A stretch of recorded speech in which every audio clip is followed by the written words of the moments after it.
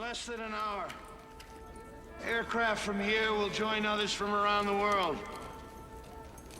And you will be launching the largest aerial battle in the history of mankind. Mankind, that word should have new meaning for all of us today. We can't be consumed by our petty differences anymore. We will be united in our common interest. Perhaps it's fate that today is the 4th of July, and you will once again be fighting for our freedom. Not from tyranny, oppression, or persecution, but from annihilation. We're fighting for our right to live, to exist. And should we win the day, the 4th of July will no longer be known as an American holiday, but as the day when the world declared in one voice, we will not go quietly into the night. We will not vanish without a fight. We're going to live on. We're going to survive. Today, we celebrate our Independence Day.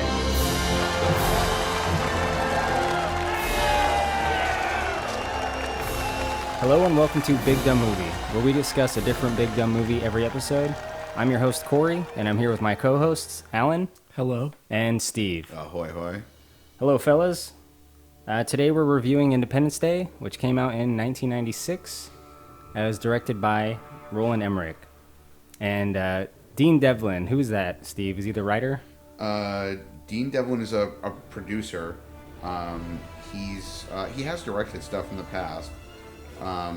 He was a former actor at one point of his career, and he's the founder of a production company called Electric Entertainment. And he and Roland Emmerich have done basically everything together. What other films have they made? I know Godzilla, right? Yeah, Godzilla was one of the movies they made together. Also Universal Soldier with Jean-Claude Van Damme. Stargate. The 13th Floor. The Patriot with Mel Gibson. Eight-Legged Freaks. Really stupid movie. The Day After Tomorrow. 10,000 BC. 2012. A lot of these are like the same movie. 2012 and The Day After Tomorrow. A lot of big dumb movies, actually. Yeah. The Patriot is surprising there. That was by them? Yeah, that was them. Well, he produced that one, actually. I don't think Emmerich directed that one. Oh, okay, but still. There were a few in there, actually, that Emmerich wasn't necessarily involved with, but they were together on several of those. You know, so you were mentioning Stargate. Roland Emmerich said that they came up for the idea of Independence Day when being interviewed, like when they were touring for Stargate and they were, marketing it. I guess he was asked, if he believes in aliens, and he said no. And he was asked why, and he said, well, it's just too terrifying a thought to have these, giant ships just show up over the Earth one day, and, everyone's in a panic. And after that, they started working on Independence Day. Right. After that, that's the exact movie he made. The version of that story I've heard, and it might not be true, is that he said something specifically to the effect of how terrifying would it be if 15-mile wide spaceship showed up above Earth, and then he leaned over and to the other and said, I think I just came up with an idea for our next movie. You're right, that is exactly. You quoted that way better than me. Right. I wouldn't make it like Independence Day, but I think that it would be the same thing. I kind of think the same thing like that. I'm not obviously afraid of it, but if aliens ever showed up, it'd be like that. They would just destroy us. Yeah, it would be pretty bad. Yeah. I mean, Will Smith would probably not even do anything in real life. Willard. His real name is Willard. Willard Ufka. So, Willard. Speaking of Will Smith, I have a quick question for you guys about Independence Day before we go into the actual film. Alan, who is your favorite actor in this film? There's a lot of people in here. There's Will Smith, Bill Pullman, Jeff Goldblum, Mary McDonnell, Judd Hirsch, Randy Quaid, Alec Baldwin, Brent Spiner, Vivica Fox, and the kid that played Buckwheat's in it too. So it's pretty good. Let me tell you, the obvious answer here is Boomer. The dog. The dog. He is definitely in the top spot. He's a very good boy. What's the dog's real name? Do you even know? No, I don't. So Will Smith's character's dog in the film is your favorite? Yeah, well, he's definitely His my dog is favorite. his girlfriend's kid's dog. Good answer. Very good answer. But, I personally like Goldblum. If I had to pick a real person besides Boomer, it would have to be actually Bill Pullman.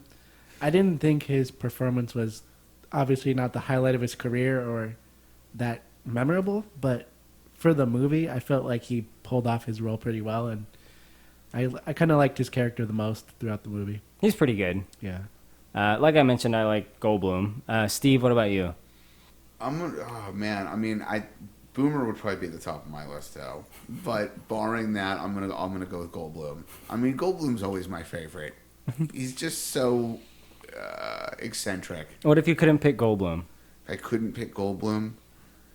Oh, that's rough. Probably Robert Loggia, Robert Loggia. who plays one of the generals. Yeah. I don't really particularly like his character, but I just think like he's a hilarious individual, completely unintentionally on his part. And one of my favorite stories related to the production of the film involved him. So, What is it? so there was one point during shooting where the assistant director or PA somebody notified Roland Emmerich that Loggia was in a really bad mood and was refusing to come out of his trailer to do his scenes. And it eventually came to light that the reason he was pissed off was because Dean Devlin had been speaking to him a few days before and had meant to suggest that Loggia watch a movie from 1970 called Airport. It's an like plane in danger film. Like they spend the whole film trying to prevent a plane crash, basically. But instead of recommending Airport, which is what he meant to recommend, what he said was Airplane, the movie with Leslie Nielsen in it. And although that movie is hilarious, Loggia apparently had never seen it and didn't know what it was, somehow. So he rented it and watched it. And then because that's what the producer of the film had recommended that he watch to get the feeling for what they were trying to do, he thought he'd been duped into doing a spoof movie and was refusing to come out of his trailer to film his scenes. I think that makes him my other favorite actor on the film. Oh my God. Right? I didn't hear that in the commentary. Right. Oh, geez. Well, I mean, I noticed you didn't choose Will Smith, the obvious answer. Yeah, no, that's never going to be my choice. Why? Will Smith has played like 3 characters across every film he's ever been in. Like, and one of the 3 is just Will Smith. This movie was very Will Smith at his like peak of being Will Smith. Right? I mean, Bad Boys, Independence Day. Well, let's see. All 3 of the Bad Boys movies, plus Independence Day. Wild Wild Well, West. one of them hasn't been made yet, but we Yeah. can assume. It's going to be more of the same. Like, it's just, he did one movie called 6 Degrees of Separation early in his film. I think that's what it's called. Early in his film career, where he basically played a con artist. It was a really interesting film, and he did pretty well in that. And I'll credit where credit's due. He was really good in Ali. But like, what was the one where he was the superhero? Hancock. Hancock. Yeah, it's another one. It's always just Men in Black. There you go. That's the other one I was meant to think of. Men in Black, and the sequel to it. Like, it's always just here's Will Smith. Like, I mean, I guess he's reliable in that regard, but the Will Smith shtick doesn't hold up for me anymore. So you mentioned in passing before that you don't like Will Smith, and I've been giving it a lot of thought. I think I have concluded the reason. So I'm going to do a little quiz with you. We're going to do a little exercise here. Okay, you ready? All right. You can answer as much as you want. You can give a yes or no answer if you want, or you can expand. I'm going to name some actors, and I'm going to find out if you like them. Okay. Okay, Daniel Day-Lewis, Yes. Jake Gyllenhaal, Yeah. Jack Nicholson, Yes. Gary Oldman, Yes. Jaden Smith, No. Marlon Wayans, He was funny sometimes. I wouldn't call him an actor I really like, but he was funny occasionally. what about for his acting ability? No. Tyler Perry, No. Martin Lawrence, Sometimes. Sometimes, yes. Lawrence is actually potentially a really good actor. He really is. He's crazy. His problem is he's insane. Like, he's not a bad actor. I will say yes. I actually like Martin Lawrence. Okay. So I think based on this, the audience can just glean what they want based on the results of this. Whoa, wait, you didn't include like Lawrence Fishburne or Sam Jackson in there. That's a loaded way to do that. Like, Morgan Freeman wasn't on that list. You can't set it up to make it come out a certain way. It's not fair. Like Marlon Wayans. No one's going to say yes to Marlon Wayans. I don't care who you're talking to. Like, no one in the history of ever is like, yeah, Marlon Wayans is a great actor. That's Oh fantastic. man, we're gonna get DDoSed by some Marlon Wayans fans. Right. We're gonna start a war. Thanks, Steve. Dave Chappelle's not on that list. That's not fair. Well, I'm sorry, Steve, but this was the test the way it was. It was chosen completely unbiased. I just pick actors at random, and Yeah, that's what we have. You put Jaden List on that list by accident. Jaden Smith. Yeah, Jaden Smith. I believe that was a mistake. I'd like to point out we also forgot iRobot, another one of Will Smith's finest Another one, movies. Will Smith. Just being Will Smith. Yeah, you're right. I mean, he was like that a lot throughout the 90s. That was kind of his thing. Yeah. Right. I mean, that's what he's good at, being And Will Smith. This is right there in the middle. This is one of them. This is a highlight of Will Smith's career. I think Will Smith had like a release like this in the 90s, like every summer. Yeah. Like every summer, so like every year there was like a movie, like it was Independence Day, Men in Black, I, Robot, or actually that probably came out in like 2002, but you get the idea. Yeah, Yeah, basically. Bad Boys. Yeah. Yeah. I mean, it was just nonstop Will Smith. But I don't mind Will Smith. I think he's okay. This movie doesn't showcase him as much as I remembered it doing so as a kid. Right. I saw this movie, I think, right when it came to VHS. I was probably 10 or 11, and I loved this movie. It's hard to like understate the phenomenon of Independence Day, at least in my world. I remember everyone liking this movie. I have a hard time now thinking that an 11-year-old would appreciate this movie. No, they wouldn't. It's dated for sure. But it was such a big deal, to your point. It was such a big deal that Warner Brothers postponed the release of Mars Attacks from the summer to December by almost 6 months, just to avoid having it come out at the same time as this. Right, because they did come out the same year. And Spielberg was planning on doing War of the Worlds way earlier and decided to postpone it so that it wouldn't overlap with this. Wow. Yeah. He actually temporarily, quote unquote, canceled plans to make the film because of the hype about I'm sure it would have this been a completely different movie if War of the Worlds was a pre-9/11 movie, like Yeah. this one was. Right. Hey, I have a question about that because you mentioned Mars Attacks, which was another big dumb movie, and I remember seeing that. I love that movie. But isn't that kind of the same thing they do with the movies, with at least two of the same thing? Because isn't that like aliens invading? It's not That's exactly kinda the true. same, but isn't that when they do the double movie? Right. Like Red Planet, Mission to Mars, Yeah. and Armageddon, and whatever the other one was called. Good things come in Deep twos. Impact, Deep Impact. and then you That's for right. Volcano and Dante's Peak. Peak. Oh, God. Oh, yeah, and Daylight. Independence Day, Mars Attacks. Oh, dude, we got to do one on Daylight with Sylvester Stallone. That's a real good action Yeah. survival movie.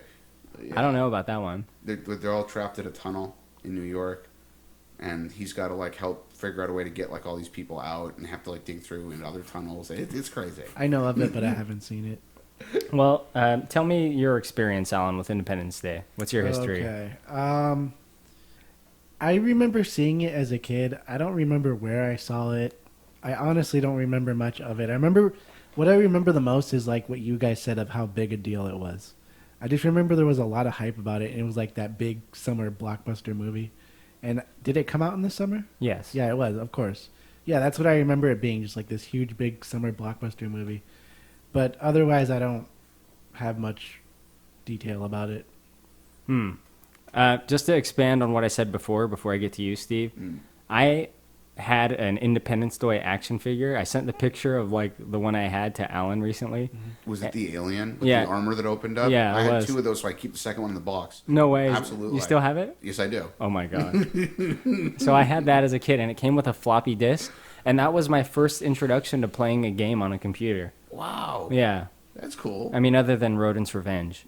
Like a game from an outside source was from that, and it was just like this thing where you click on the alien eggs, and they open up, and like there's colors inside, and you gotta like do something with them. It was really bad, but Yeah. I was like, I have a computer game. It was like this one floppy disk. We have to make a video now where we get a USB floppy disk drive and connect it to like a Windows 10 computer so we can play this game. There are people Not worth it. that make music by using a command window that'll let them run commands to a floppy drive, and they'll just write in commands that force the heads to run in a certain way that makes sounds in a certain pattern, and they'll turn it into music. I've seen a couple of them where they have like a bunch of them, I guess dozens. Sometimes people rig up dozens. Yeah, and then when this head moves, it makes like the sound. So they're like, okay, send function like read, and then in the whole pattern with everything set up, it makes like crazy music. What an interesting hobby to have. Yeah, Absolutely. it's really trippy. I've seen that.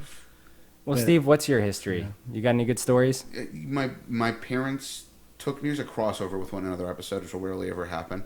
My parents took me with them 4th of July weekend on a vacation to see this in a theater, which they would not have done if I'd not been with them. But it was the summer that I couldn't go to sleepaway camp because I broke my wrist the night before I was supposed to go, and spent most of the same trip laying on the couch in the living room of their suite watching From Dusk Till Dawn on the TV in their living room. So, yeah, I think one of the nights I was there with my dad said, fuck, I feel bad for you. We're sitting around in the hotel by yourself, so let's go see a movie. And it was like opening night. We went to go see Independence Day. Did you like it? At the time, I really did enjoy it. It's a lot of fun. Yeah, for sure. I I did too. I remember liking it. It's still okay now, but as I mentioned earlier, I think it's just pretty dated now. The stupidness of this movie was way more acceptable back then. Yeah, I think that's part of it. Like, at the time, it wouldn't have been regarded as being stupid. It was just, like, part and parcel of the way that kind of movie was being made. And Yeah, it was epic back then. Yeah. Yeah, I mean, they did do some big things for production. This movie still holds the record for the amount of miniature model work it required to produce the miniatures that they blew up, the buildings. Some people think that record will never be broken because all that stuff is done digitally now. Yeah, it is. And the explosions in this movie, which happen around the end of Act 1, when the alien ships, they slowly go over the big cities, Oh, LA. The White House one was the most epic one. Yes. Right. Yeah, because it's just like right in the middle, and then the huge laser and the explosion was just way drawn out. They used 9 different cameras to film that miniature being blown up, and the miniature was built to some ultra specific scale and was super intricate. And they used 9 different cameras, one of which ran, I think, slightly faster than normal, specifically so they could blend the footage in a way that made it seem like it took longer. Yeah. Yeah, I mean, those things are really impressive. it was probably still to this day the most impressive thing about that production. Yeah, imagine working on that and like planning that and It's pretty gnarly. yeah. Well, what do you guys say we get into it? This film starts on July 2nd. They break up the 3 acts in days, July 2nd, 3rd, and 4th. It kicks off into the plot right away and our character introductions as far as what's happening, because the first thing that happens in this film is like some space command center finds out there's an alien signal in space, abruptly followed by incoming ships into the country. I believe it's in a SETI outpost.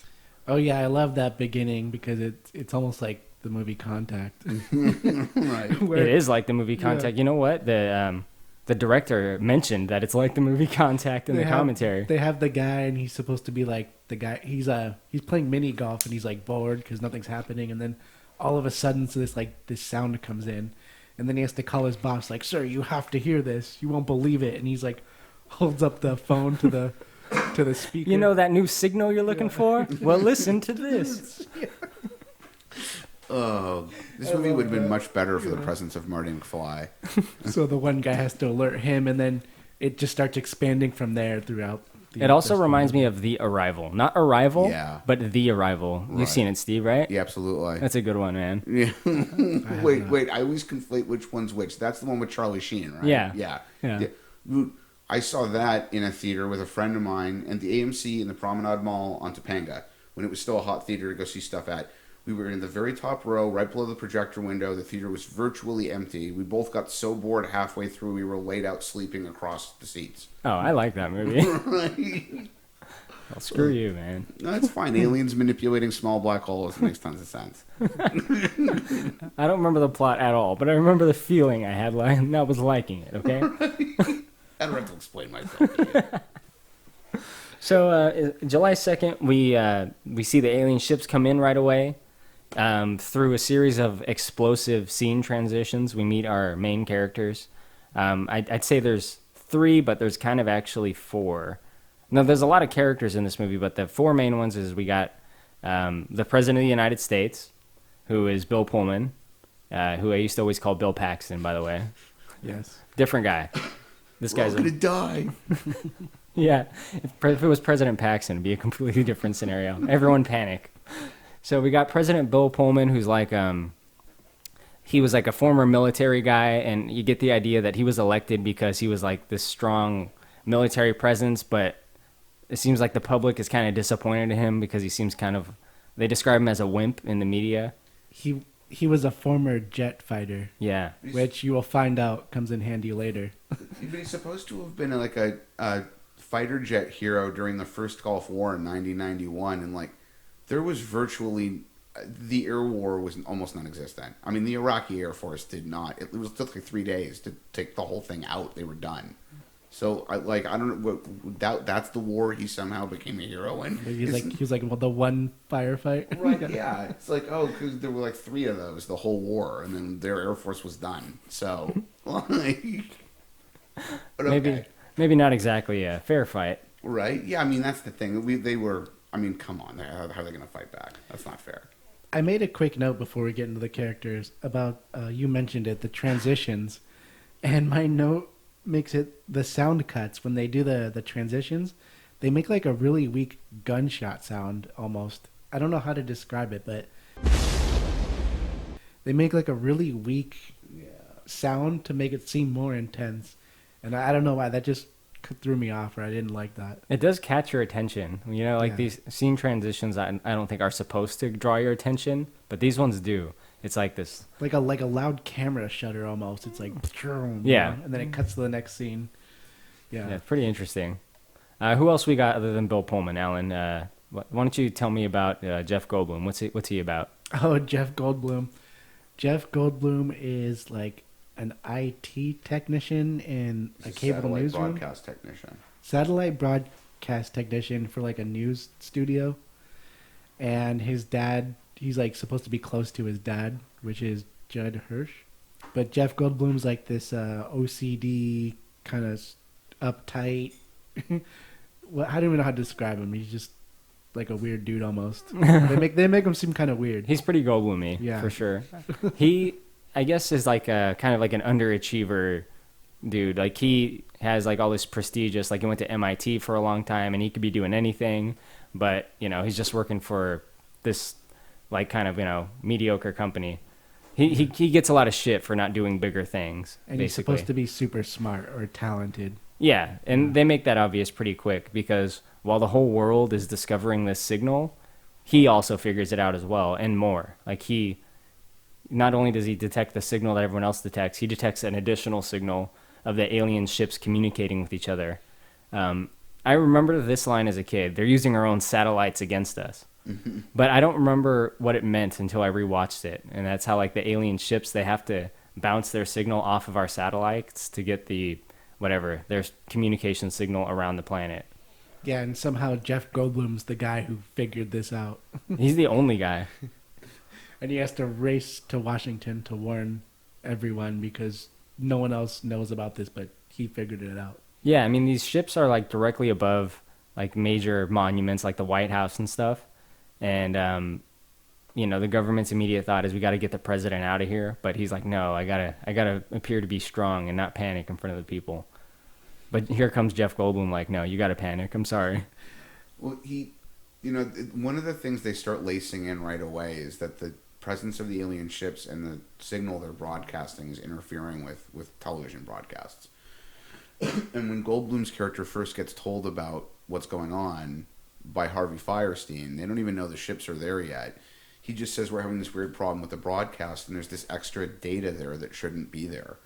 So Goldblum's character is supposed to be a genius, but at the same time, he had a head start on everybody else. If he hadn't been a tech at this specific broadcast center, he wouldn't have gotten pegged with figuring out what was going on.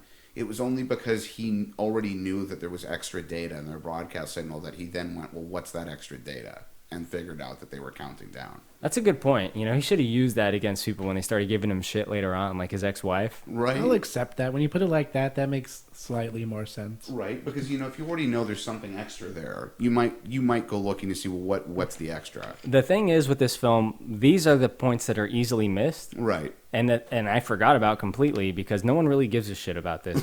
That's not what anyone remembers about this movie. That's not what anyone will tell you this movie's about. No. We were quick to judge Goldblum. Right. We were like Steve was quick to judge Will Smith. By the end of this podcast, I'm confident that you'll appreciate his acting ability. Okay. I remember the one scene. Well, I remember the movie when I saw it. But I love the part, and it's a small part, when they're showing the news broadcast when everyone's panicking when the ships first arrive, and they have the picture with the handgun and it's like crossed off, and it says "Don't shoot" like at the ships. Yeah. I want to get that picture because it's just so funny because it shows them pointing the gun and it has the cross. It's like a very American newscast. Right. Yeah, I know you guys all have guns, but don't You're, fire like, them up scared. at the Yeah, aliens. I thought that was such a funny touch to the Buckwheat whole doesn't movie. follow that advice. Remember, he's shooting aliens. Right. Fucking buckwheat. Little fucking dipshit. Screw you, you little dipshit. Fuck you, you little dipshit. He's all right. Yeah, no, actually, he's fine. Yeah. Didn't bother me. Oh yeah, and Jeff Goldblum's supposed to be divorced. He's not over his ex-wife, which they bring up a lot. Yeah, his ex-wife is like the main assistant to the president, apparently. Yes, yeah. She's like the chief of staff or something. I think she's supposed to be the equivalent of like Sarah Huckabee Sanders. Yeah, and what it appears to be, if you have no knowledge of politics, as is the case for me pretty much, she just basically seems like the most important secretary in the world, maybe. Yeah. Yeah. She just basically does like, oh, I need this, go do this, get these people on the phone, and she's like, I'm on it, sir. Like, she just basically does everything for him. And that's his ex-wife that Yeah. he's not over, that he stalks. Yeah, he does kind of stalk her. But real quick, so we got Jeff Goldblum, one main character, Bill Pullman, another main character, Will Smith. Steve, since you are such a Will Smith enthusiast, how would you describe his character, and do you know his character's name? I've forgotten his character's name. I did too. I've forgotten all the characters' names. Right. Yeah, I don't remember his character's name. Look, he's Will Smith, except this time he's a fighter pilot. Right. I'll take it. Right. What can you tell me about his character, though? Anything? His character is, when we first meet him, is living somewhere in the LA area. Well, he's on leave from the U.S. Marines. He's a pilot. He's staying with his girlfriend somewhere in LA. Captain Stephen Hiller. There you go. He's my name, and I still forgot what it was. That's really terrible. That's right. That is your name, Captain Stephen Hiller. And fucking, he's supposed to be based out of El Toro. Okay, here's one thing I learned that I'll give him credit for. I always thought that El Toro was a made-up base, and that it was supposed to be an analogy for Edwards Air Force Base, which is up near the top of the Angeles National Forest. It turns out El Toro is actually a Marine Corps flight base, and it's down in Irvine. So the base, or near Irvine. So the base he's supposed to be based out of, El Toro, is down near Irvine. And he gets called back when the aliens get introduced. Yes. So he has to report back to duty right away. Will Smith is kind of like a Will Smithy, like you said. But in addition to that, they try to bring up this point that he wants more. You know, he doesn't want to just settle for being in the Air Force. He wants to actually like join NASA and make trips to space. He's very motivated and he's very like prideful in his duty and service. Right. Now, they bring up this thing in the movie that doesn't make any sense, that he can't join NASA because his girlfriend Vivica Fox is a stripper. Man, you're never gonna get to fly the space shuttle if you marry a stripper. Yeah, I don't understand what's going on with that. Like, what the fuck does that even mean? Oh, and he has to choose between her and his career. Yeah, like why? She's a stripper. That's low. You can't let strippers. His best friend, even says like, "Yeah, they'll never let you join NASA while you're dating a stripper, man." He has to break up with his girlfriend to get a job. Like, what is that? Wasn't there a whole thing where they like found like traces of cocaine at NASA a while ago? Or I thought they were like, I swear they found like cocaine at people's desks or something. Is that where you left it? I'm just saying, that was like a thing. I had never heard anything about that. Now, all right, so we got those three main characters. There's one other guy that is kind of a main character. Do you guys know who I'm talking about? Judd Hirsch. No, I mean, he's up there. He's kind of like Jeff Goldblum's sidekick for most of the movie. We have not mentioned Mary McDonnell yet. Mary McDonnell's in it, but I wouldn't call her main character. The person I'm referring to, and maybe he's not since you guys aren't thinking of it, is Randy Quaid. Oh, yes, yeah, that's yes. true. Randy Quaid as himself. Russell. It says that in the credits, I think. Right? No, the real Randy Quaid's way more insane than that character. Really? Oh my God, yeah. Worse than this guy. Great. Oh yeah, much. So let's talk about that in a sec. Randy Quaid in the film is a drunk that he's like a pilot that's a crop duster. He served in Nam. He claims to have been abducted by aliens, which probably was true, actually, come to think of it. And I guess he has like kids that live in their like trailer, but they're kind of poor. And he just basically gets drunk and doesn't do his job very well because of it. He's kind of, a loser. He's introduced by crop dusting the wrong farm. Yes, exactly. So his introduction is that he's totally inept and he's drunk and he's just this loser, has-been, can't do his job right. Right. And Dean Devlin was saying that they wanted to make him an alcoholic, but like a movie alcoholic. So he's not like that bad. He's just kind of like, you kind of just shrug and like, oh, this guy, like. It's like the half-empty bottle, like, oh, he's been drinking. It's not like tragic. Like, Right. he's Like, drunk this again. person's going to kill themselves. They need an intervention. yeah. like the funny drunk. Yeah. Movie drunks, Movie drunk. Gotta love them. It's like a socially acceptable drunk. So I'd say he's up there because you do spend a lot of time with him, like independently of the main story. Like it goes back to his character a lot until it's finally interwoven with the rest of the main story. What were you going to say about his craziness outside of the film? For those of us that are not educated on it. All right, so I don't necessarily remember all the details, but I do know that at one point, him and his wife skipped out on a massive hotel bill. They stayed in this hotel for weeks, and then just decided to leave without paying. I saw that. They got in trouble for that because it's like a real big problem or felony, I Right. think. Police Because got involved. There was and like sued. tens of thousands of dollars. Oh yeah, it was a huge amount of Yeah. money. They were found living in the guest house of a property in Santa Barbara, and had the police called on them because they were not. It wasn't their home. They weren't supposed to be living there. They were just living in a guest house in Santa Barbara, and they told the police that they had actually owned that home, and that someone forged their signature to sell it. And that they didn't realize that the house had been sold, and they were living in the guest house because they thought the house still belonged to them. And a list of other things happened, at the peak of which he and his wife escaped up to Canada. He tried filing for asylum with the Canadian government.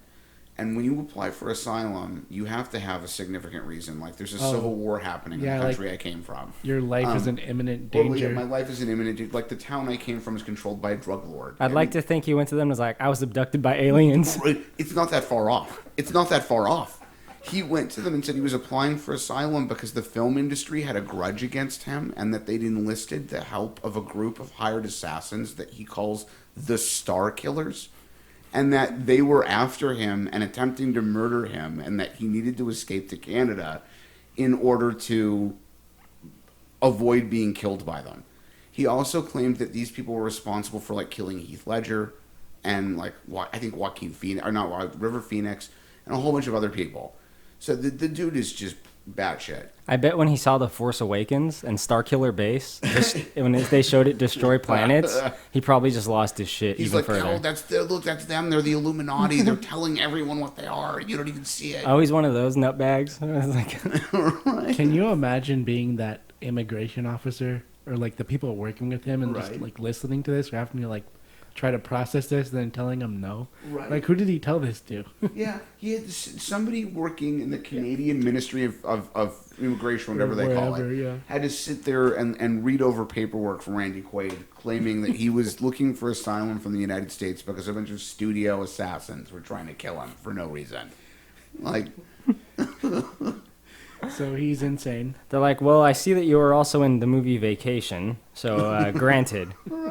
Yeah, you did. Oh, you reappeared in Vegas Vacation, so you did two good things. You like Vegas Vacation? It's definitely not the best one, but I find it entertaining. You know what? That's weird that you say that, because you're the only other guy I've met that has accepted that as well. Most people, if I ask them about Vegas Vacation, they say it's bad. I don't think it's bad. It's not. I don't think it's funny. I think it's funny, but it's not like... But you know what? I could put it on and just watch it. I can watch Vegas Vacation. Yeah, I find it sort of amusing. Look, European Vacation and the original one are the best ones, but... What about Christmas? Oh, you know what? You're right. I always conflate the first one and Christmas and forget they were separate films. Yeah, that's a fantastic one. Yeah. Alan, what's your favorite of the vacation films? You guys are gonna hate me. It's Vegas. He hasn't seen any. I haven't seen any of them. I knew it. I'm aware of them. I've seen scenes of like the first one. Yeah, I'm aware of them, but I haven't They're all right. seen them. Yeah, they're probably dated. Anyway, so Independence Day. We left off with our main characters. So we get to meet them all in the first act, and we find out what we went over about them. Can I make one little footnote about Mary McDonnell's character? Yeah. Mary McDonnell reportedly took the part in this film on the basis of one phone call with her agent in which all he said was that it was about 15-mile wide spaceships. Wow. I wonder how she got cast for Galactica. They're like, it's about much smaller spaceships, but there's more. There's many of them, and you'll sort of end up being the president of one of them. Like, I liked the part in the first act when Will Smith is sleeping at home with his girlfriend and his son, and the ships come in, and everything starts shaking because the ships are there. But Will Smith casually brushes it off like a casual earthquake. You know how it is out here in California. You got those casual fucking earthquakes. The whole house shakes like that. Even if it was that's a big earthquake. Your whole house is shaking, and Will Smith kind of like begrudgingly just rolls over like, I'll go back to bed. And they just don't seem to care. And it takes them so long to realize there's like a spaceship above them. It does take him a while. In fact, it takes him a lot longer than everyone around him. His kid has to come be like, hey, there's aliens outside. He's like, shut up, Buckwheat. Shut the fuck up, Buckwheat. I'm not your dad. Buckwheat's cool. He's all right. Yeah, Buckwheat is way cooler than Will Smith's actual kid. Jaden Smith, Yeah. Alan's favorite actor? Right? Well, we'll get to Jaden Smith because I think we're going to review some of his movies at some point in the future. Oh, there's a really great part here where after the aliens come right around here, Will Smith, he explains to the girlfriend that he has to go back to his service and they need him because the aliens are there. I think he's supposed to go back. Because there's fucking aliens outside. So he's like, that's basically what he says. He's like, I gotta go, And then she's like, oh, you can take us or whatever. And he's like, no. And then he finally gives in. He's like, okay, well, maybe you can stay at the base. Which brings to the point, like, why didn't he say that the first time? He's trying to get the fuck out of there. Escape them. Trying to get the fuck away from Buckwheat. He was trying to escape his wife or his girlfriend and kid, and then he's like, oh, well, actually, they can hold you at the base, so it's okay. I mean, I figured you'd be safe with all these giant alien ships milling around, but fine, I guess come with me. They probably come in peace. Look, everything's fine. We're going to nuke them. Yeah, it'll be fine. It's very uplifting at the end, trust me. So the actual government does try to welcome the aliens in some weird way with a helicopter called a welcome wagon. That's what they call it anyway. Oh, yeah. So they attach a bunch of lights to this helicopter, and they fly it up next to the alien ship, and they just start flashing lights at it. And the alien ship just, like, shoots them with one little laser burst and destroys them. That helicopter was a Russian helicopter called the Sikorsky. Oh, I was wondering. Well, they found it and they rigged it up because they liked the way it looked, and they did a test flight with it. And apparently, when they did the test flight with it, people, like 150 people in Orange County, I guess, which is near there where they were doing the test flight, called the police to report an alien craft. Ironic. Right. So where were we at in the story? So Jeff Goldblum has found this signal, which is essentially he's deduced that it's a countdown. And this is when he has to warn the president, or he has to warn everyone because they don't know this. Yeah. He's the only one that's figured it out. So they head into Washington, and he like hacks into like their phones or something to find him. I love the device he puts on the roof of his car because they park outside the White House, and then Jeff Goldblum, being the genius he is, he puts like this weird opening antenna device on his roof. And the device looks absolutely ridiculous. It like this like metal shell that like opens up. Yeah, it's like something out of Ghostbusters. Yeah. And that's how he gets his connection. It's like a little mini satellite he attached to his roof. And he finds out exactly where they are in the room. He's like, go look out the window. And he's like right there. Yeah. That device is so ridiculous. I mean, at the time it looks cool, but now when we watched it, I was just, what is that? Well, he tells them there's a countdown and that it can't be good. I mean, they don't know for sure, but they're all safely assuming here that, after the clock hits 0, they're going to start attacking them, which they do pretty promptly. So they leave the White House, and this is where we get like the big scenes from this film. The White House getting blown up. What other buildings, Steve, get taken out in this film? The White House, the U.S. Bank Tower in Los Angeles, which at the time and up to about a year ago was the tallest building west of the Mississippi. The Empire State Building in New York City. And I think there's one in like Chicago. Yeah, maybe it's the Sears Tower. I think I'm missing one or two there. Yeah, a few others. I'm pretty sure off screen too. Like this is happening all around the world. Yeah, they're right? just showing all the major places getting like nuked or destroyed. Yeah, I mean we talked about it a bit, but the effects look pretty damn good considering. Yeah, I mean it's because it's all practical. It doesn't age the way CG does. Yeah, I mean it's came out 1 year after Power Rangers.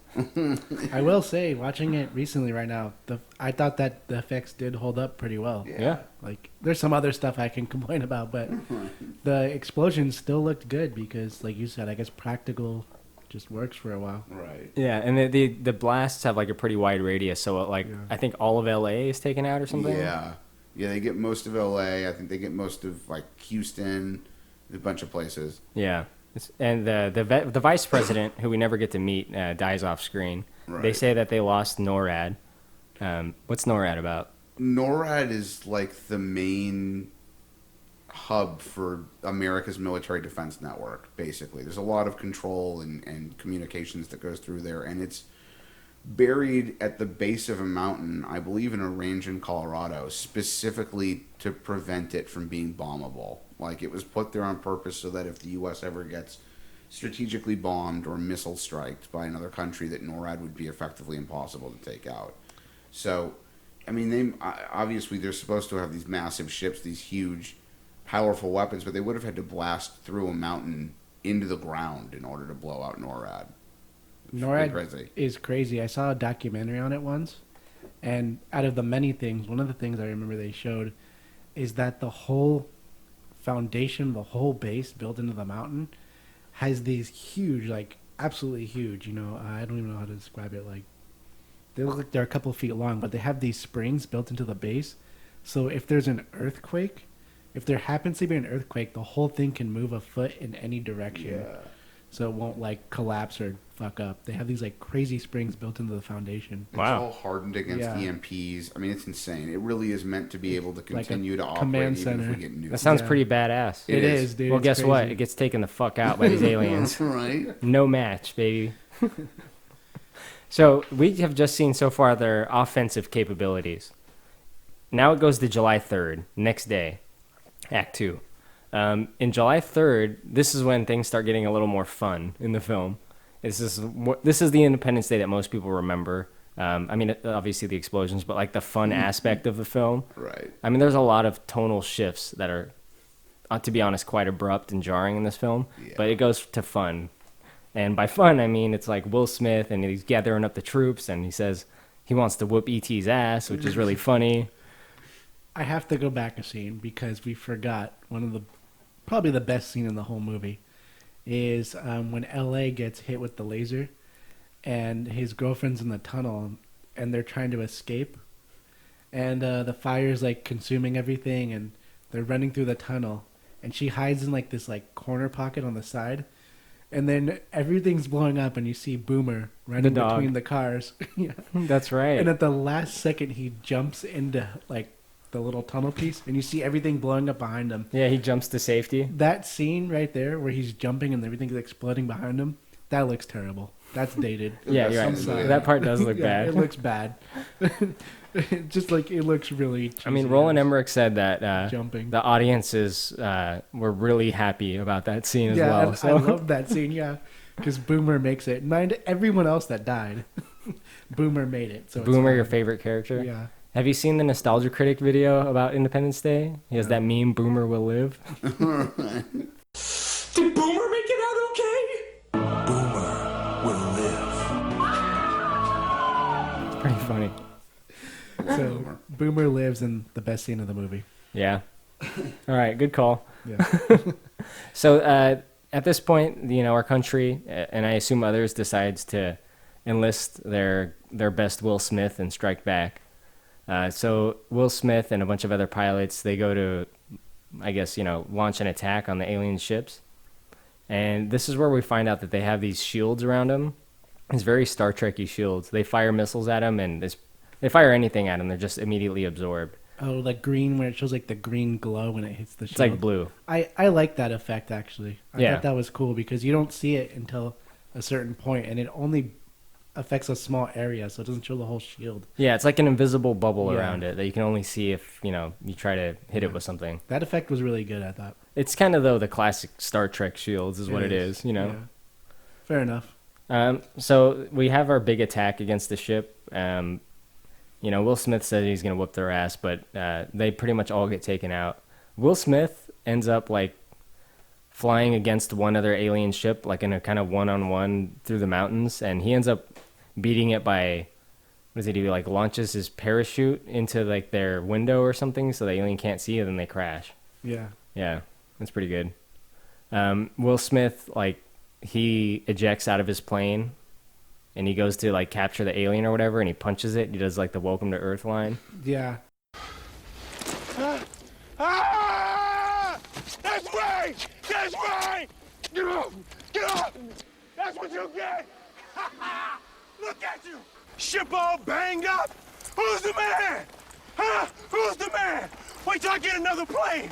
I'm lining all your friends up right beside you! Where you at, huh? Huh? Where you at?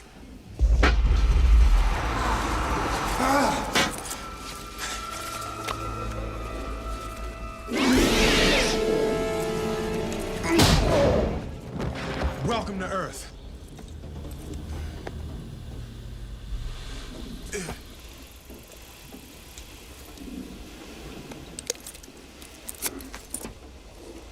That's what I call a close encounter. That's a great line. Yeah, this is what Steve loves about Will Smith, I'm sure. There are so many problems with the scene in general, and then capping it off with just more of Will Smithisms.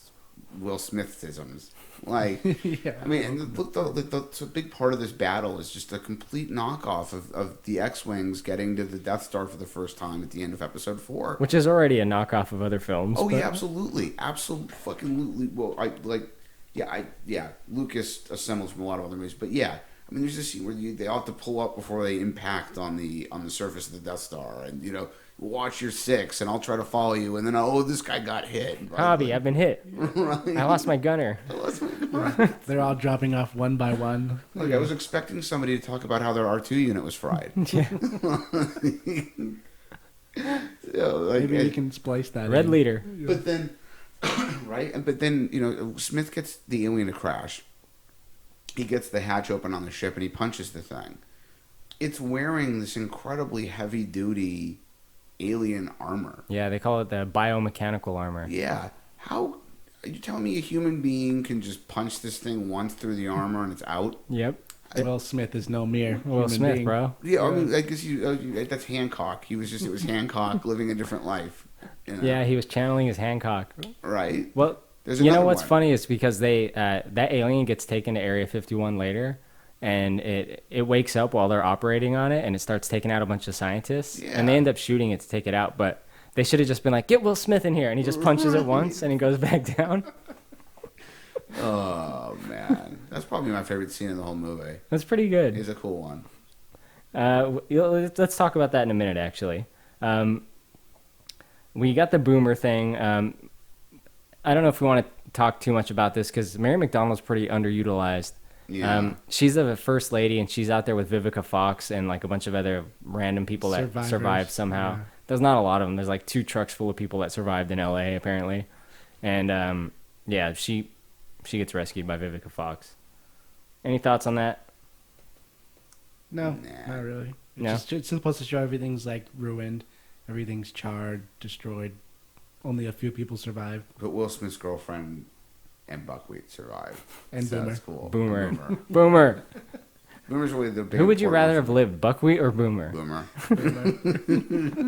Oh man, you guys got no love for the Little Rascals. No, I mean, look, what's the number for 911? The Little Rascals movie was funny. Yeah, it's pretty funny. Right?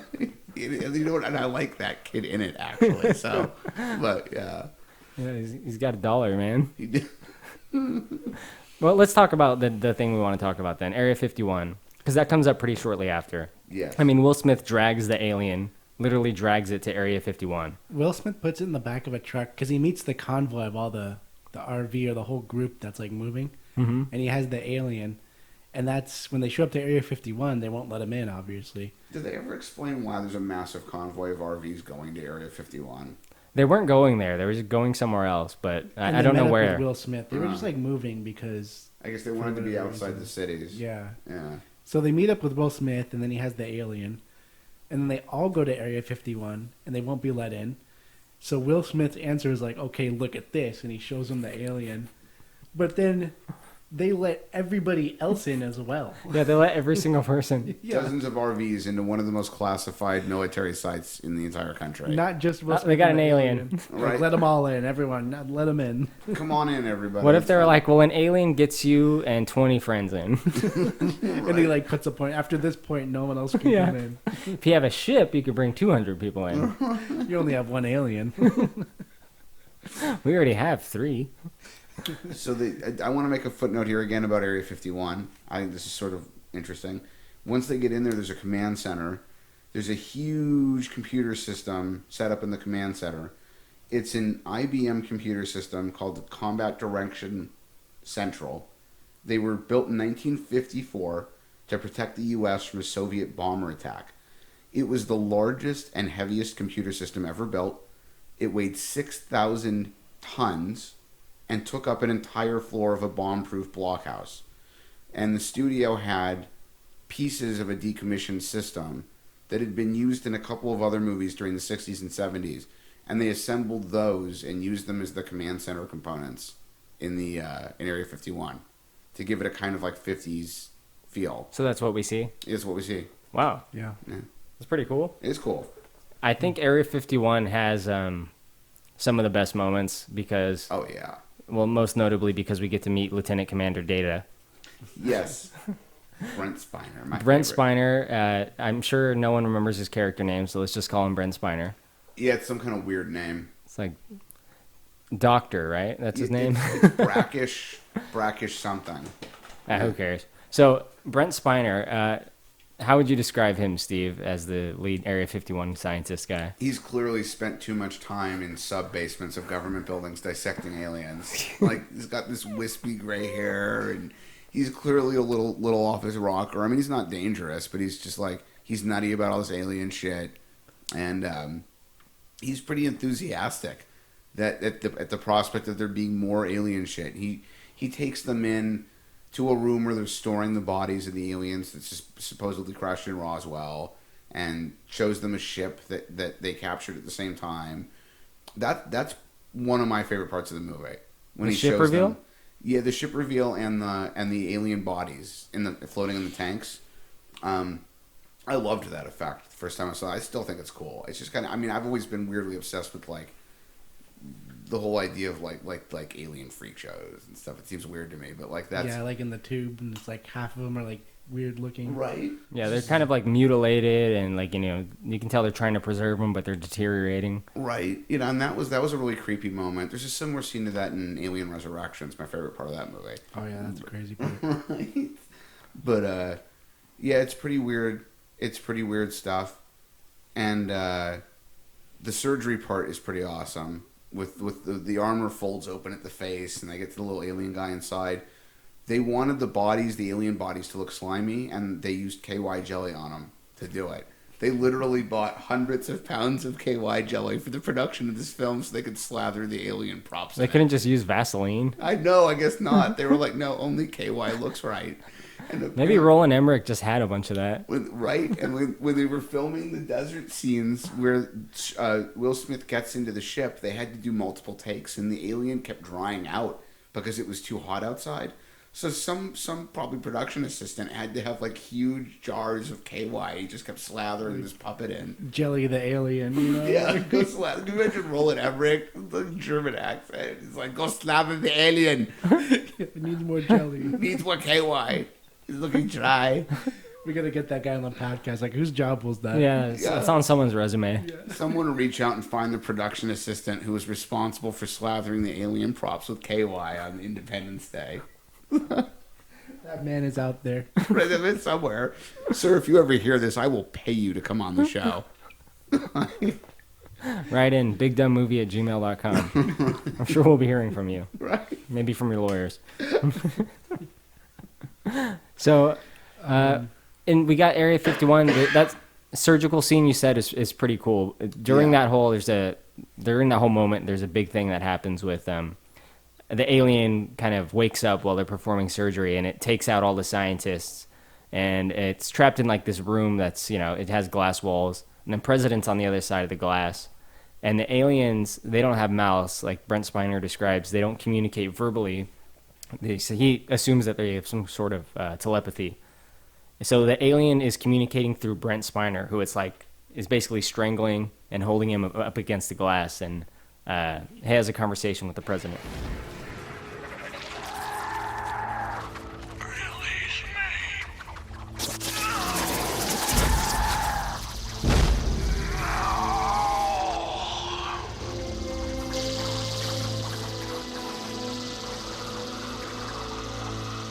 I know there is much we can learn from each other if we can negotiate a truce. We can find a way to coexist. Can there be a peace between us? Peace. No peace.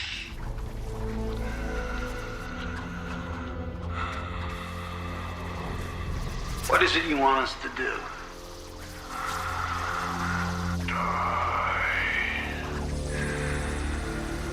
Yeah, so that part was really freaky.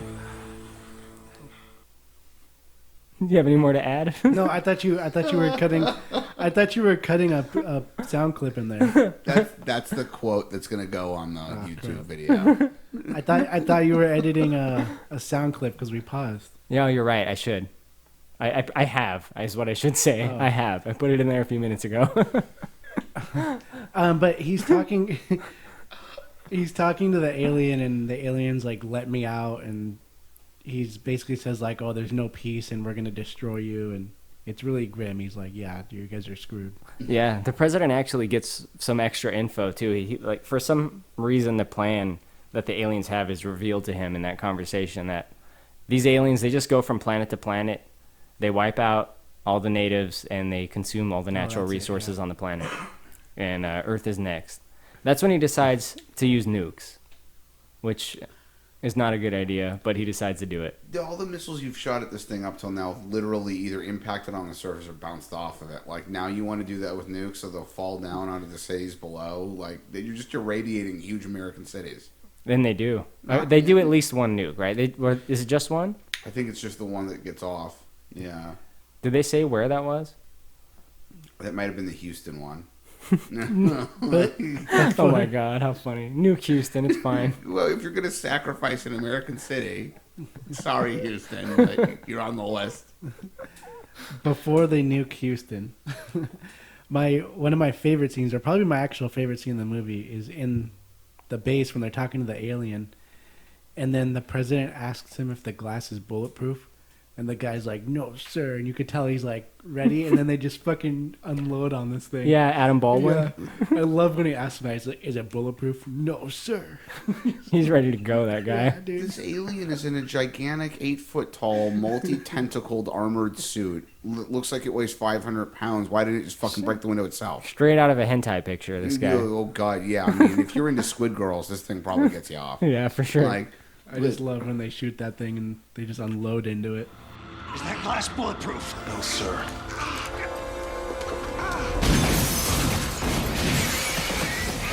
Yeah, and they didn't have Will Smith in there ready to go in case it wakes up to punch out. They didn't have any guards in the room, I don't think. It was just all scientists. But, yeah, you're right.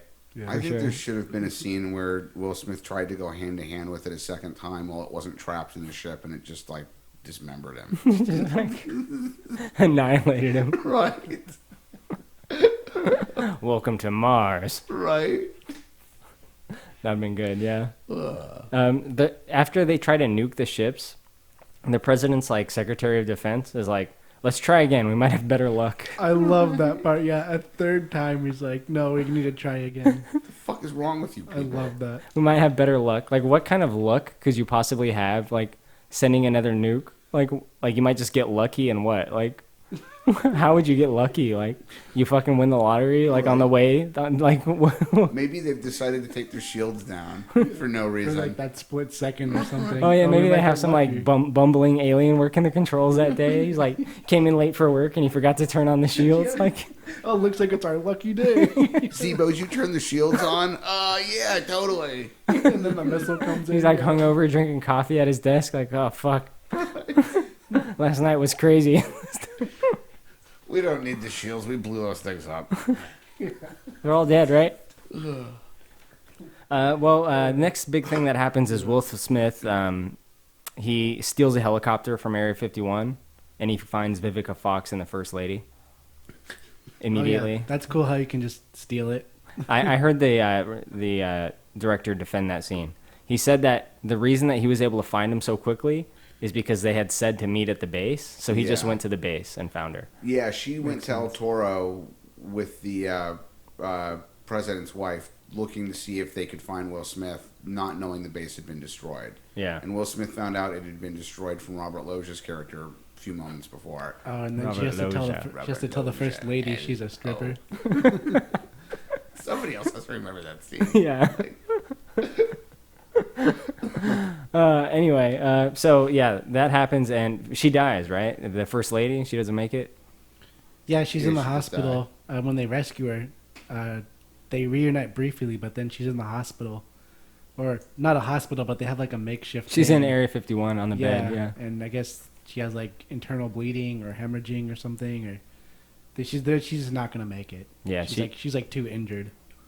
She kicks the bucket. Bill Pullman has a pretty good scene with this kid where, you know, he tells the kid that she went to sleep.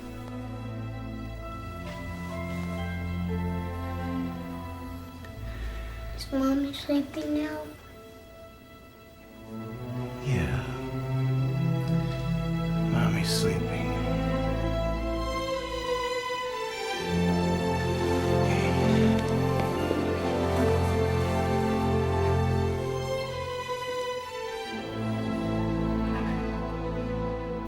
Pretty good. But then immediately that scene is undercut by, like, the comedy of the next scene, which is, like, Jeff Goldblum throwing a tantrum. Oh, when he's drunk and he's like Yeah. throwing a can, he's like, "Let's just waste the whole planet." He's like, "Litter, they won't want it." Or Yeah, whatever. like, if he fucking knocks over a desk, the aliens are gonna leave. He has the bottle and he's just That drunk. is literally part of an episode of Futurama. I love There's that. a giant garbage ball hurtling toward Earth that had been flung off the Earth back in the 20th century. And they realize after multiple failed plans, the best way to defer it from hitting the Earth is to launch an equally large garbage ball at it, so the two of them bounce off each other.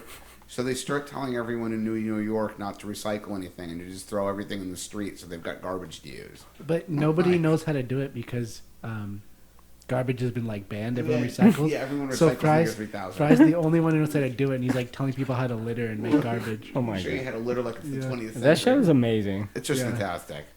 Yeah.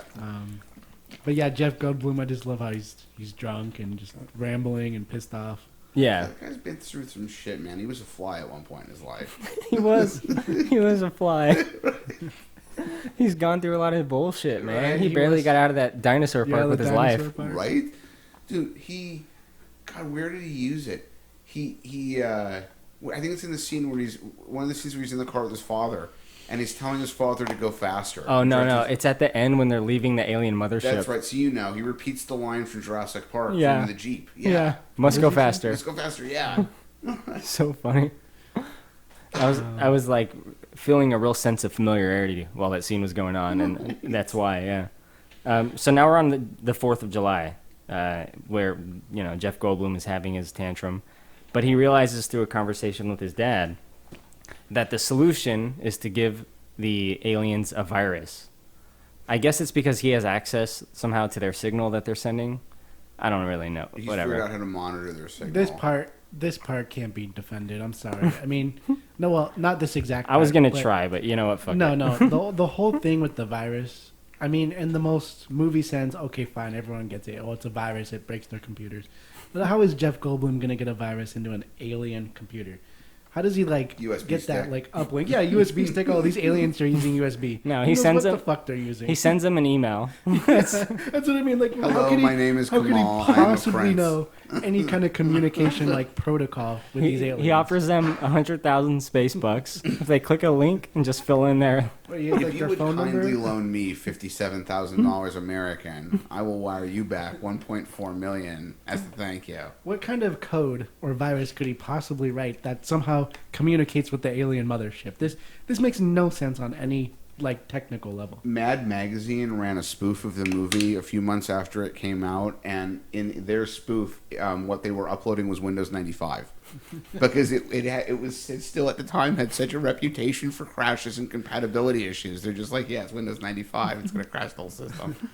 So yeah, Jeff Goldblum comes with this insane idea that only works in this movie to give them the virus. But to give them the virus, they have to actually be in the alien mothership. Oh yeah, that Will Smith is properly trained to fly because he flew against it once. He even mentions that.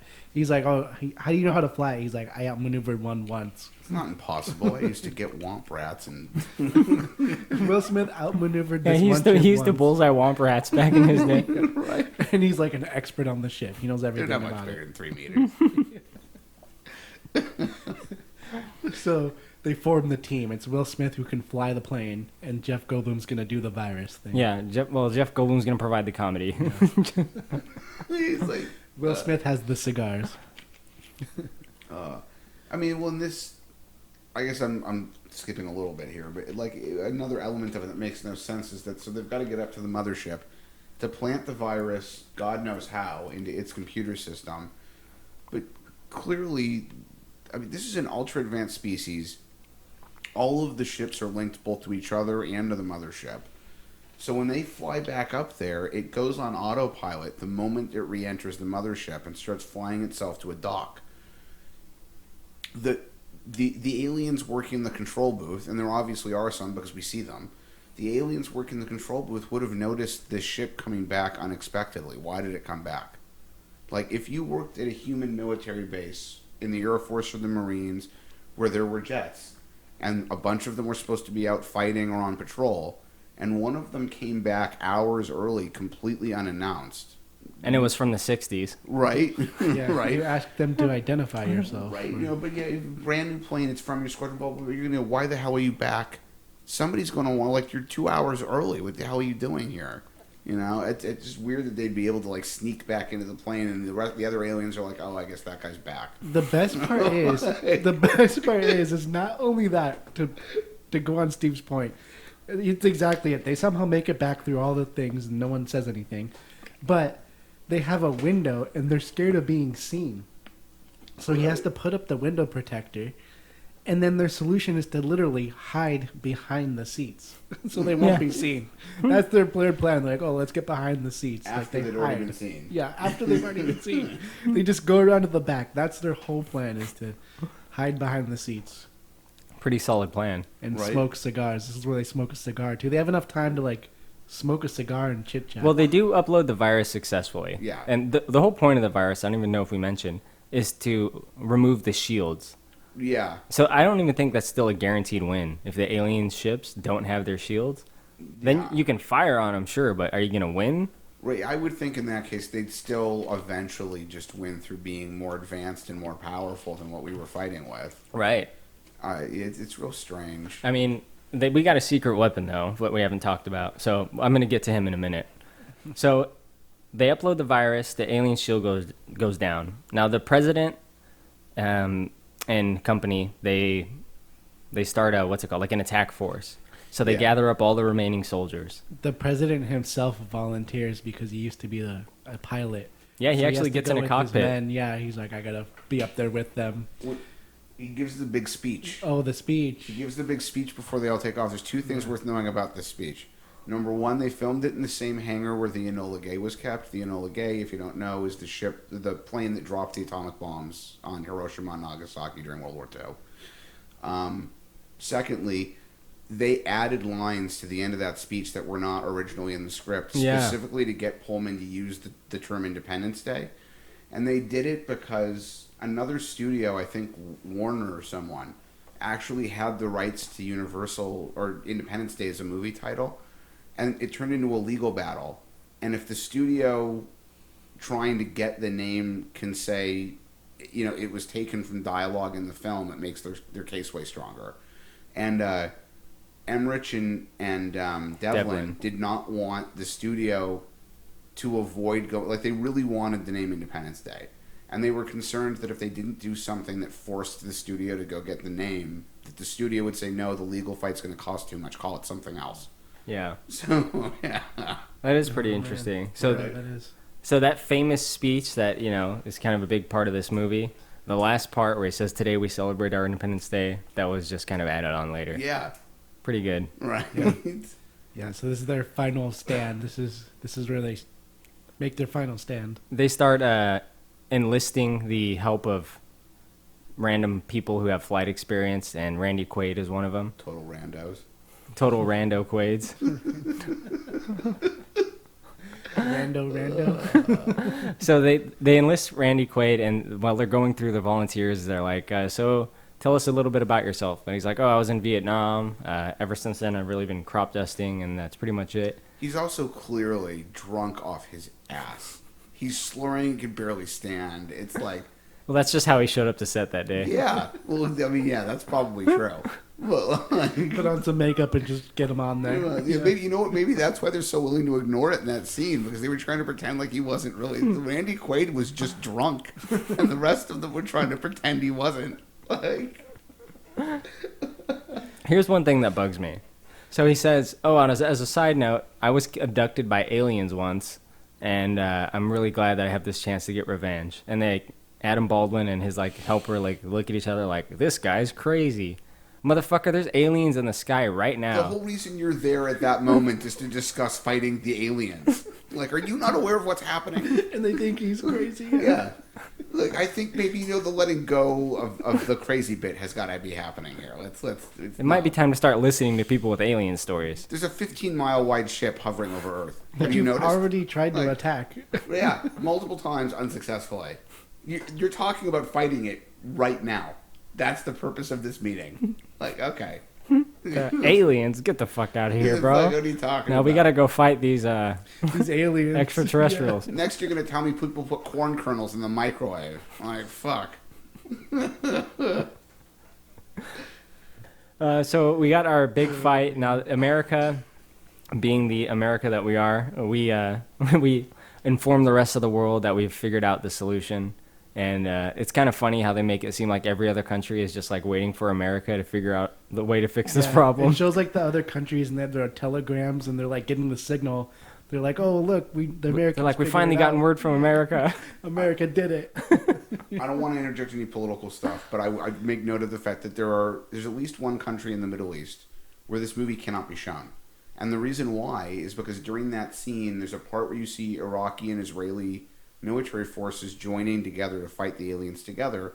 The whole purpose of the scene is supposed to be everyone's putting aside their differences as people. We're all fighting to save each other. and they won't allow this film to be shown because it features the Israeli military. Wow. Yeah. Great Yeah, stuff. people suck. Right? You can't have peace between these two nations be shown. No, that's terrible. It's like how some films can't be shown in China because like they have all these stringent rules, like you can't have anything with ghosts and stuff. Yeah, and So weird. anything like criticizes the parties. Yeah, Yeah, just weird shit like that. there's weird rules. Yeah, I'm glad we're out here in the land of the free. You know. Oh, yeah, everything's perfect here. All right, so where were we? We got they're launching the assault. They upload the virus.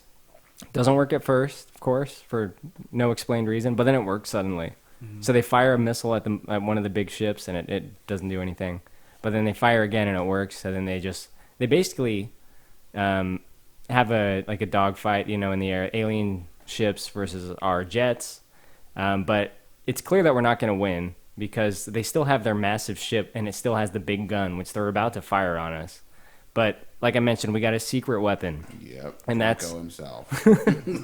that's a suicidal maniac by the name of Randy Quaid. Sorry, I'm late, Mr. President. Or Yeah. What does he say? I'm so drunk I couldn't figure out how to take off. So the aliens are opening up their big gun, and it's assumed, it's never really stated, but it's assumed that that's their weakness, right? They need to fire at the big gun when it opens up. Right. And no one has any missiles, and Randy Quaid has one, but it gets jammed.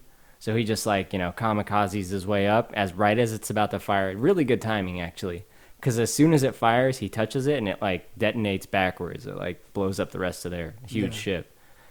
Now, this is going on all over the world with all the alien ships in the different parts of our country and others. I mean, you got to think that they all have their own Randy Quaid doing this, right? Every one of them's got some crazy motherfucker like that. Just gonna go up into You got the China equivalent of Randy Quaid that's flying into the thing. Because after that happens, they say, spread the word. Tell them we know how to beat them. Somebody has to fly into it. Sacrifice themselves. You need to get the alcoholic guy to... He's the drunkest, craziest pilot here. Yeah, you guys all have mentally ill, completely drunk off their ass crop dusters around here. We all seem to have one, sir. All right, send them up at the laser. Are they Vietnam veterans with bad memories of their time in the war? Got to be just the right combo. I mean, he dies defending his nation and protecting his kids. It's pretty nice, I guess. It should have been Will Smith. You know what's really funny right there? You just mentioned his kids. I don't think we mentioned them once. No. I mean, I will say something about his oldest kid, I think, is Miguel. Yeah. He was Frank in Donnie Darko. The daughter was in the Flipper movie with Elijah Wood. Yeah, his kids were pretty forgettable. And the other kid was... I just remember him throwing up a lot in the movie. Yeah, you know what? It kind of seemed like there was meant to be a subplot where they found out he had leukemia or something, and it just didn't happen. He was sick a lot. Yeah. Bad sick. I hope he's all right. Maybe it's that fucking nuke, that fucking radiation. He's just drinking out of Randy's flask. Turns out whatever Randy's drinking is laced with psilocybin and all kinds of nasty shit. Just paint thinner. This is just liquid ketamine, Dad. The aliens. Really? Man, you got kidnapped by aliens. You get the Randy Quaid reaction from the beginning. Are you sure? Yeah. Don't listen to him. He's been on hallucinogens 24/7 for 40 years. So, Will Smith and Jeff Goldblum are still up in the mothership. They do upload the virus, but they can't get out because they're stuck in their docking bay thing. They have clamps on the top of the ship. So they're like, well, I guess we're going to die here. So they light up their cigars. They're not supposed to do that until the end of the mission. Until the fat lady sings. Until the fucking fat lady sings. You're obsessed with the fat lady. Forget about the fat lady. So they decide to launch the nuke in the mothership that they have. But somehow just them launching that releases them from the clamps. Did you guys get that? No, I don't know how that I thought it was just some kind of conveniently timed thing, or just somehow. Now that you mention it, I don't even know how they got out. They just did. Well, they launch it and then the clamps let go. Oh, sure. But it's before it detonates. Yeah. See, so I don't know. It seemed to me like they should have just been trapped or all went off. But I guess you don't want to do that at the end of a movie like this. No, I mean, you got Randy Quaid. You can't kill off Jeff Goldblum and Will Smith. At least get Jeff Goldblum out of there. Come on. He's a national treasure. Well, I mean, he is. He's pretty good. I really need him and Christopher Walken to be in something together someday. I could dig it. Right?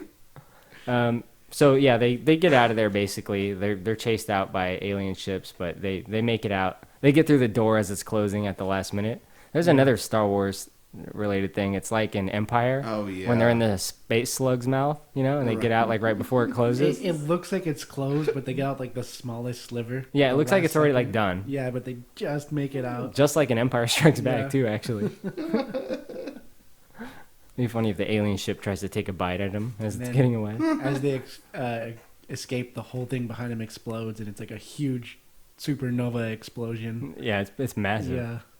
But I mean, they make it back to Earth safely, and everything's hunky dory. It's kind of like you get the Independence Day feels from this. It's like, we did it, we beat the aliens, we outsmarted them because we're human and American, and therefore we win. Yeah, America.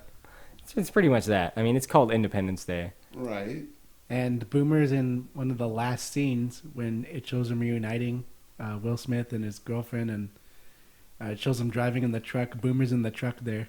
Yeah, I think it would have been a better ending if at the very end they all get reunited, shows Boomer, but then it zooms in on Boomer's face and he looks at the camera and his eyes light up yellow like he's an alien. Oh, yeah. Dude, I was thinking exactly the same He was thing. infected. Turns out, like, Boomer's the one that called them to Earth in the first place. Yeah.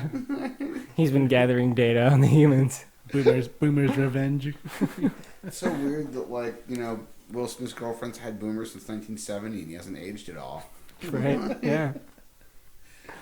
So, yeah. and then Maybe that'll be that's- Independence Day 3. Isn't that pretty much the end? Boomer's revenge. Yep, that's the end. I mean, there's a few little things here that we didn't talk about, but it's pretty straightforward. I mean, it's day 1, day 2, and day 3. Aliens show up, they attack us, we fight back and lose, we fight back again and win. I mean, it's pretty straight. It's like a Rocky movie. Yeah, right. And Jeff Goldblum's a zany genius. Jeff Goldblum's great. I love him in this movie and pretty much any movie that he's in, except for the new Jurassic Park movie. Fuck that shit. Yeah, no. Fuck it. But he was only in it for one scene. Yeah, it's still too much. He said, "Welcome to Jurassic World" in it. I was like, "No, bro. How much did they pay you? Why I was have you just done gonna that? say, I wonder how much they paid You him. Can disgraced imagine yourself." Nah, he's still cool though. Getting any amount of money for totally. that, like that's gotta be insane. How much money they probably give him just to say that line? It's more of a little monologue that ends on that line, Okay, but well, yeah. still, probably Still, a lot Yeah, it's crazy. for him to debase himself in that way. So, Steve, on any rating scale you want, what would you give Independence Day? On a scale of 1 to 10 flying saucers, I'm going to give Independence Day a 5.5, which is average to slightly better than. And there's a lot to nitpick. It's kind of a stupid movie. I don't like Will Smith. I never will. Well, but we're at the end of the podcast. You're supposed to like him now, by now. No, I'm sorry. That arc didn't happen for me. Damn it. But the special effects still hold up. The practical models they put together for the building explosion scenes took a lot of work, were super cool, and they wrote magazine articles about them. They deserve some credit for that. It was a big, huge deal the year it came out, and at 13 in 1996, I didn't leave the theater with any of these thoughts. At the time, I found it enjoyable, so I'll say it was a 5 to a 5.5 out of 10. That's the best Independent Day is ever going to get from me. And frankly, this might be the last time I watch it for a decade or so. Maybe ever. Maybe ever. What about you, Alan? I have to be almost on the same page as Steve. I was gonna say 4 out of 10 boomers. It was a big dumb movie. A lot of it didn't make sense, but Jeff Goldblum kills it, just being zany. The effects were really good, and at the time, just like Steve said, at the time we didn't think anything of this. It was just a big action movie. And watching it now, I mean, the effects are great. There is a couple scenes that don't look so great, but yeah, I'll probably never watch it again. But it's entertaining at the very least, or it has some entertainment value at least.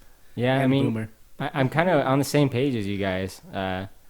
Just to be a little different, I'll do a 4-star rating system, and I'm going to give it 2 out of 4 buckwheats. I mean, it's right in the middle of the road for me. It's not horrible. It's not bad, but it's not very good either. It's like I kept thinking to myself, like, is this a good movie? Like, I can't really answer that. I mean, there's some stuff in it that's really impressive, but I don't know that it's like enjoyable to watch necessarily. But it's not bad. Yeah, it hovers like in a weird middle zone. Yeah, it's this weird area that I fucking hate, actually. Right? And you can't Like, just- what are you? Are you good or are you bad? What are you? And it can't really be an age thing because, like, there are others that have held like Close Encounters of the Third Kind has stood the test of time. Yes, The it has. The Star Wars OT has stood the test of time. Like, there can be they don't need to be new. You know, this one just it's not falling apart as some others, to the same degree some others have, but it ain't that good. Like other films we've reviewed that look like shit. Right? It's no T2 though. No, I mean T2's special. Ooh, and I don't think we mentioned once the terrible sequel to this movie. I know. I don't even want to acknowledge the fact that it exists. Oh, I'm sure we'll review it one day to Steve's delight. It's the RoboCop 3 of the Independence Day franchise, even though they've only made 2. Is that the one where there's the 2 Japanese swordsman ones? Yeah, Or is that and RoboCop 2? No, that was 3, and they couldn't get Peter Weller back because the script was so bad. Like, Wait, who was RoboCop? An actor whose name I can't remember. It wasn't Peter Weller? It was not Peter Weller. He wouldn't come back. He literally said he disliked it to the point where he didn't want to come. We know what most bothered him about it was the jetpack scene. Oh my god. I love that line.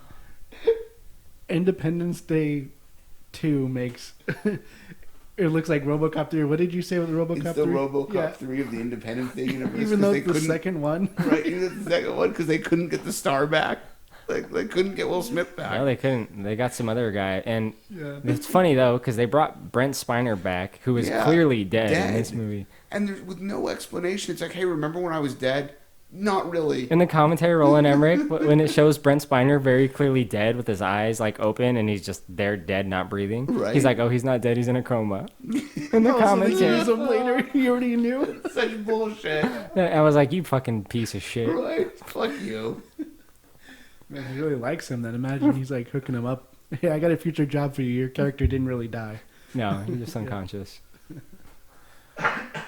Well, that's Independence Day. I think we are ready to draw from the hat for our next film. Steve, if you would do the honors since you're closest to it. You've loaded this thing somehow. No. So the hat has less picks than normal, and the reason why is because I made a special hat just for this one occasion. Then we'll go back to the regular It's hat. all kids' movies, isn't it? Yes, it is. No, I know what I it is. knew it. Is it all the same movie? No, it's not. It's really Alright. not. Wait, is it really that? I It's thought all it was- it's all kids movie. Because you know what? We haven't done a kids movie in a while, and I think we're about ready. I hope this is a Batman movie. As much as I hate the ones I know we're going to have to watch, I really hope this is a Batman movie. I thought it was all Will Smith movies. No, that would be too fucked up. How dare you? Couldn't do that back to back. You guys don't want to see Wild Wild West? No, never again. Yes! Yes, Batman Forever. Wow. That is the best possible way that could have come out for me. It does say I'm sorry, Steve, and thank you. I appreciate that 'cause I hate this movie, but I'm still happy that that's what we got. You're glad it wasn't Dennis the Menace? Oh, God, is that in there? No, but Thank God. some of its contemporaries are in there. All right, so it looks like next time we'll be reviewing Batman Forever. So stay tuned for that. If you guys want to write in, you can email us at bigdumbmovie@gmail.com. We're on Apple Podcasts, Google Podcasts, and YouTube. So thank you for listening. Thank you. Night.